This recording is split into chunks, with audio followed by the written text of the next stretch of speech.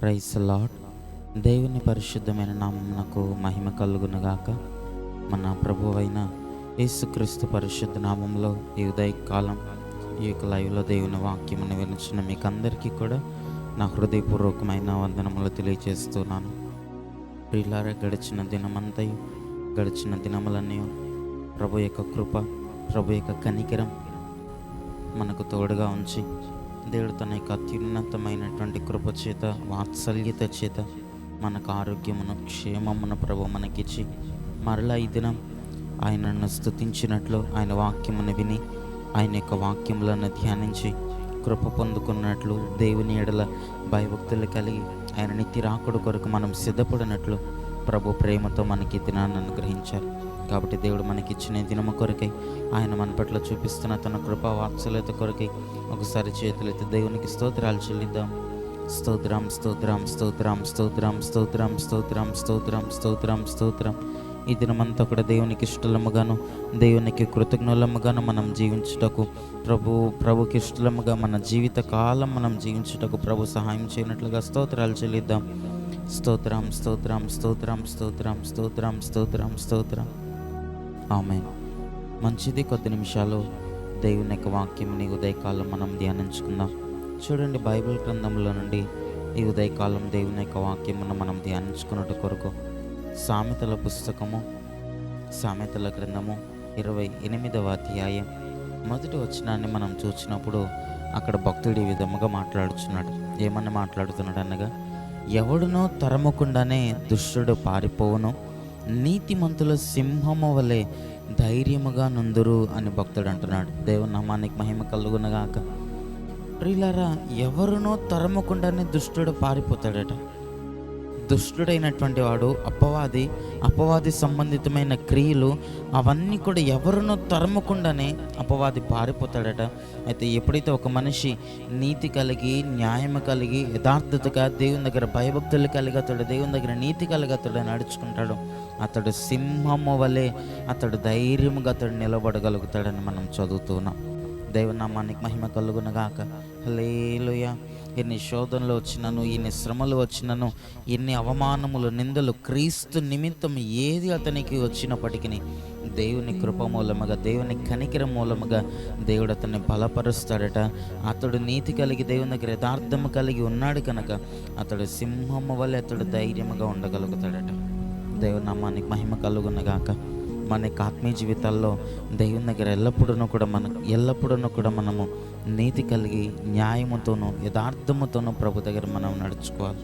అప్పుడే మనము ప్రభు కృపను మనం పొందుకొనగలుగుతాం, ప్రభు కనికిరాన్ని మనం పొందుకొనగలుగుతాం, దేవుని యొక్క అత్యున్నతమైనటువంటి వాత్సల్యతను మనం పొందుకొనగలుగుతాం, దేవుని యొక్క కనికిరమునకు మనము పాత్రులముగా ఎంచబడగలుగుతాం.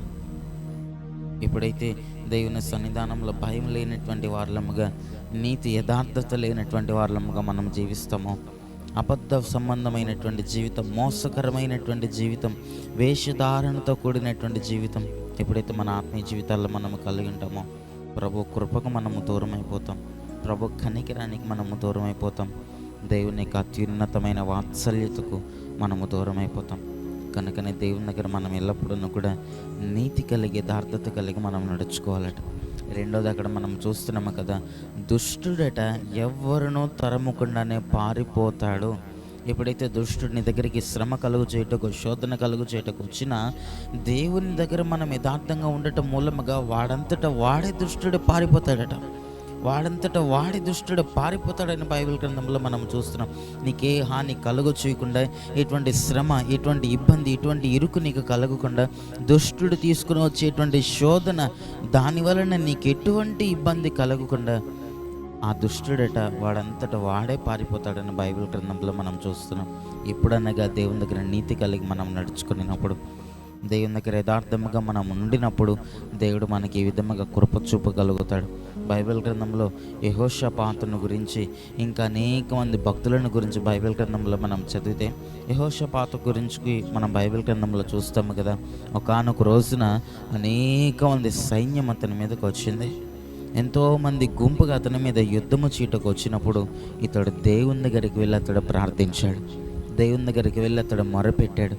భయముతో, నీతితో, యథార్థతతో ప్రభా నీవే నాకు ఆశ్రయము, నీవే నాకు దిక్కు, నీవు తప్ప నాకెవరునూ లేరని దేవుని దగ్గర అతడు నీతి యథార్థతతో దేవుని దగ్గర అతడు మొరపెట్టినప్పుడు అతడు యుద్ధ భూమికి వెళ్ళకుండానే తన దగ్గరకు వచ్చినటువంటి శత్రువులు, యెహోషాపాతును చంపుదామని వచ్చినటువంటి శత్రువులు తమను తామే చంపుకొని ఆ యుద్ధ భూమిలో ఒకరినొకరు పొడుచుకొని చనిపోయారని లేఖన భాగం బైబిల్ గ్రంథం మనకి సాక్ష్యం ఇస్తుంది. మన యొక్క ఆత్మీయ జీవితాల్లో కూడా ఇటువంటి గొప్ప కార్యములు మనం చూడాలి అని అంటే దేవుని దగ్గర నీతి యథార్థతతో దేవుని దగ్గర మనం నడుచుకోవాలి. ఆయన మీద ఆధారపడేటువంటి వాళ్ళముగా మనం ఉండాలి. అప్పుడు దుష్టుడు నీ యొద్ద నుండి పారిపోతాడట, శ్రమ నీ యొద్ద నుండి పారిపోతుందట, వ్యాధి, రోగము, ఇబ్బంది నీ దగ్గర నుండి పారిపోతుందట. ఇప్పుడు దేవుని దగ్గర మనం యథార్థంగా నీతి కలిగి ఉండినప్పుడు, దేవునితో మనం ఐక్యముగా ఉండినప్పుడు నువ్వు తరమకుండానే దుష్టుడు పారిపోతాడటండి. శ్రమ, శోధన ఏదైతే నీకు దేవుని దూరము చేస్తుందో అది మనము తరమకుండానే పారిపోతుందట దేవుని దగ్గర మనం యథార్థంగా నడుచుకునేటప్పుడు. కనుక ఈ చివరి దినాల్లో అటు విధముగా యథార్థముగా మనం నడుచుకుందాం. నీతి న్యాయంతో దేవుని దగ్గర మనం నడుచుకునేటప్పుడు నీతిమంతులు సింహము వలె ధైర్యముగా ఉంటారని లేఖన భాగంలో మనం చూసినట్లుగా మనం శోధనలోను, శ్రమలోను దేవుని దగ్గర మనము నీతి కలిగి నడుచుకునేటప్పుడు శోధన, శ్రమ, ఇబ్బందులన్నింటిలో కూడా సింహము వలె ధైర్యముగా ఉండగలుగుతాం. దేవుని దగ్గర జయ జీవితాన్ని పొందుకొనగలుగుతాం. దేవుని కృపకు పాత్రులముగా మనం మార్చబడగలుగుతాం. కనుక అట్టి కృప, అట్టి ధన్యత ప్రభు మనకు అనుగ్రహించి నీతి కలిగినటువంటి మనస్సు దేవుడు మనకు అనుగ్రహించి ఎదుర్కొంటున్న ప్రతి శోధనలోనూ, శ్రమలోనూ మనం ఏదైతే దుష్టుడు ఎలాగునైతే నిన్ను శోధిస్తూ ఉన్నాడో ఆ శోధన అంతటి నుండి ప్రభు మనకి విడుదల, విమోచన కలుగు చేసి దుష్టుడిని మన యొద్ద నుండి దేవుడు పారదోలునుగాక. ఆమేన్.